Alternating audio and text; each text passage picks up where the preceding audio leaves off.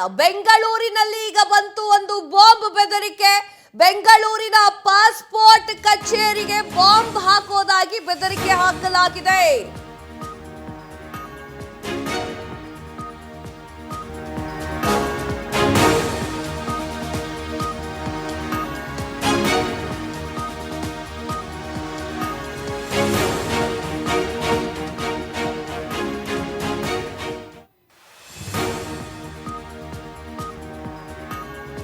S R ನಗರದ Wilson garden ಪೊಲೀಸರಿಂದ ಪರಿಶೀಲನೆ ಶುರು.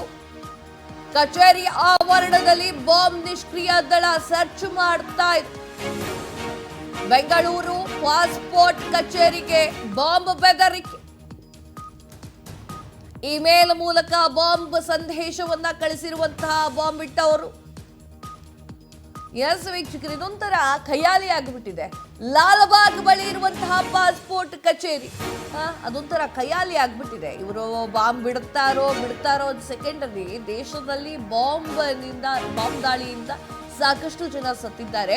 ಇದನ್ನೇ ಎನ್ಕ್ಯಾಚ್ ಮಾಡ್ಕೊಂಡಿರುವಂತಹ ಪುಂಡ್ರು, ಪೋಖ್ರಿಗಳು, ಕಿಡಿಗೇಡಿಗಳು ಏನ್ ಮಾಡ್ತಾರೆ ಅಂದ್ರೆ, ನಾನು ಪಾಸ್ಪೋರ್ಟ್ ಕಚೇರಿಗೆ ಬಾಂಬ್ ಬಿಟ್ಟಿದ್ದೇನೆ, ನಾನಿಲ್ಲಿ ರೈಲ್ವೆ ಸ್ಟೇಷನ್ ಅಲ್ಲಿ ಇಟ್ಟಿದ್ದೇನೆ, ನಾನಲ್ಲಿ ಪೊಲೀಸ್ ಸ್ಟೇಷನ್ ಕೆಳಗಿಟ್ಟಿದ್ದೇನೆ ಅಂತ ಬರೀ ಪೊಳ್ಳು ಬೆದರಿಕೆಗಳನ್ನ ಹಾಕುವಂಥದ್ದು.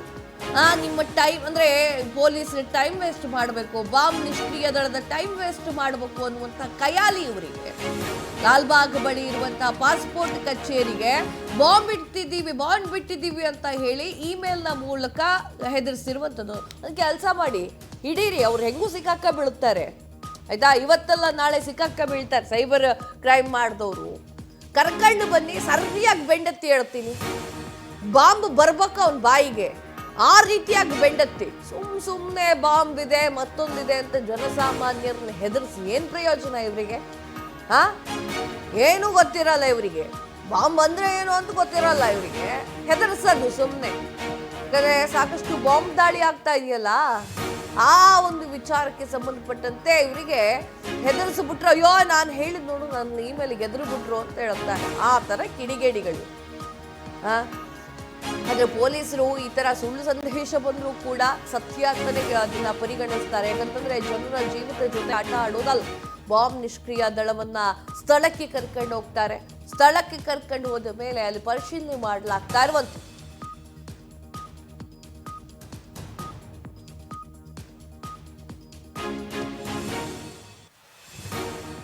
ಮೈಸೂರಿನಲ್ಲೂ ಕೂಡ ಬಾಂಬ್ ಬೆದರಿಕೆ ಹಾಕಿರುವಂತಹ ಕಿಡಿಗೇಡಿಗಳು. ಮೈಸೂರಿನ ಒಂದು ಸ್ಥಳದಲ್ಲಿ ಬಾಂಬ್ ಇಟ್ಟಿದ್ದೇವೆ ಅಂತ ಹೇಳಿ ಸುಳ್ಳು ಸಂದೇಶ. ಮೈಸೂರು ಬಾಗಲಕೋಟೆ ಕೋರ್ಟ್ಗೆ ಬಾಂಬ್ ಬೆದರಿಕೆ.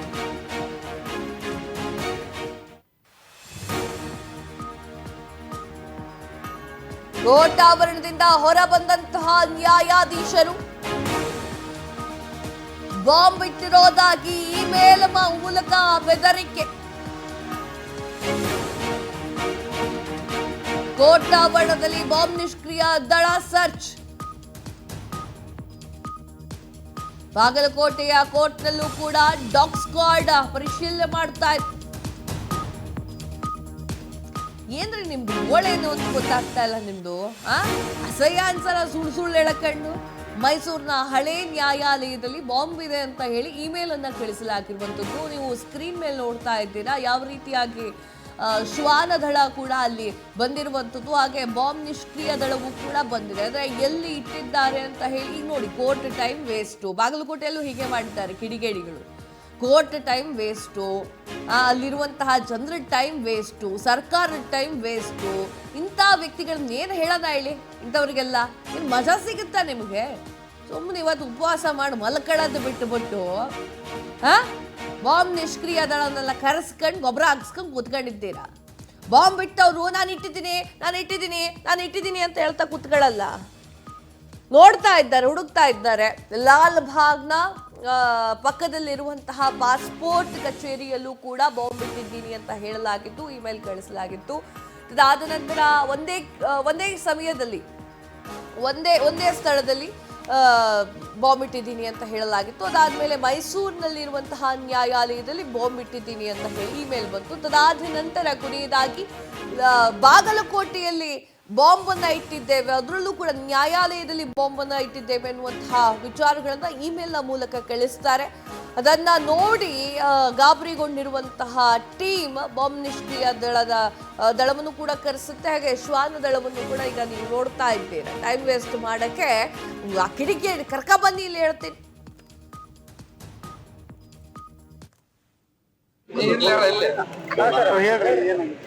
ಇವತ್ತು 11 ಗಂಟೆ 5 ನಿಮಿಷಕ್ಕೆ ನಾವು ನ್ಯಾಯಾಲಯದ ಒಳಗಡೆ ಹೋದಾಗ ಓಪನ್ ಕೋರ್ಟ್ನಲ್ಲಿ ಜಡ್ಜಸ್ಗಳು ಬಂದು ಕುಂತಾಗ ಒಮ್ಮೆನೊಮ್ಮೆ ಅವ್ರಿಗೆ ಏನೋ ಒಂದು ಮೆಸೇಜ್ ಬರೋಣ ಎದ್ದು ಹೋದ್ರು. ನಾವು ಅಲ್ಲಿರ್ತಕ್ಕಂಥ ಬೆಂಚ್ ಕ್ಲರ್ಕ್ಗಳಿಗೆ ಹೋಗಿ ಕೇಳಿದ್ವಿ, ಯಾಕ್ರಿ ಎದ್ದು ಹೋದ್ರು ಸಾಹೇಬ್ರು ಅಂತೇಳಿ.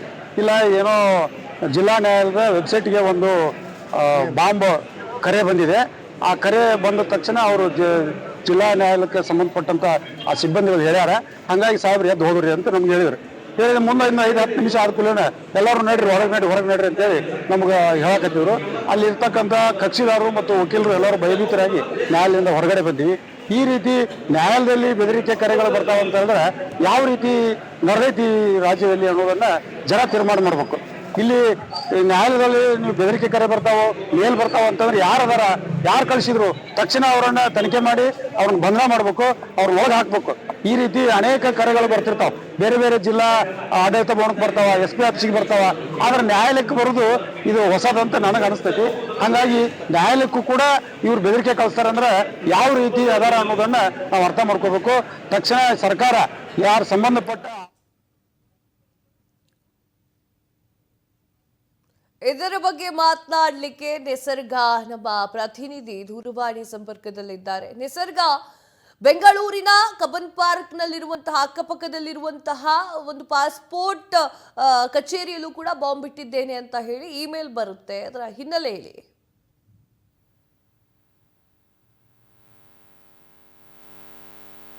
ಹೌದು ಕಾವ್ಯ, ಬೆಂಗಳೂರಿನ ಪಾಸ್ಪೋರ್ಟ್ ಕಚೇರಿಗೆ ಬೆದರಿಕೆ ಹಾಕಿರೋ ಬಾಂಬ್ ಹಾಕ್ತೀವಿ ಅನ್ನುವಂತಹ ಬೆದರಿಕೆಯನ್ನ ಹಾಕಿರುವಂತದ್ದು. ಅದು ಇಮೇಲ್ ಮೂಲಕ ಬಾಂಬ್ ಬೆದರಿಕೆ ಹಾಕುವಂತಹ ಸಂದೇಶವನ್ನ ಕೂಡ ಅವರು ರವಾನೆ ಮಾಡಿರುವಂತದ್ದು.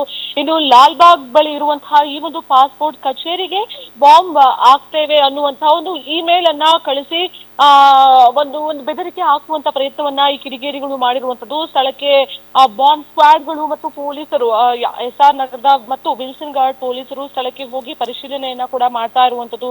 ಇನ್ನು ಕಚೇರಿ ಆವರಣದಲ್ಲಿ ಬಾಂಬ್ ನಿಷ್ಕ್ರಿಯ ದಳದವರು ಕೂಡ ಇದೆಯೋ ಇಲ್ವೋ ಅಥವಾ ಏನಿದು ಇದರ ವಿಚಾರವಾಗಿ ಅವರು ಒಂದು ಸರ್ಚ್ ನ ಮಾಡ್ತಾ ಇದ್ದಾರೆ ಅನ್ನುವಂಥದ್ದು ಕೂಡ ಕಂಡುಬರ್ತಾ ಇದೆ. ಇನ್ನು ಮೈಸೂರು ಬಾಗಲಕೋಟೆ ಕೋರ್ಟ್ಗೂ ಬಾಂಬ್ ಬೆದರಿಕೆಯನ್ನ ಕೂಡ ಹಾಕಲಾಗಿದೆ. ಮೈಸೂರಿನ ಹಳೆ ನ್ಯಾಯಾಲಯಕ್ಕೆ ಬಾಂಬ್ ಬೆದರಿಕೆಯನ್ನ ಹಾಕಿದ್ದಾರೆ, ಇನ್ನು ಮೇಲ್ ಮಾಡಿದ್ದಾರೆ. ಇನ್ನು ಬಾಗಲಕೋಟೆಯಲ್ಲೂ ಕೂಡ ಇದೇ ರೀತಿಯಾದಂತಹ ಒಂದು ಬೆದರಿಕೆಯ ಮೇಲ್ ಬರ್ತಾ ಇರುವಂತದ್ದು. ಇನ್ನು ಸಾಮಾನ್ಯವಾಗಿ ಈ ತರದ ಮೇಲ್ಗಳನ್ನ ಇಗ್ನೋರ್ ಮಾಡೋದಕ್ಕೆ ಆಗಲ್ಲ.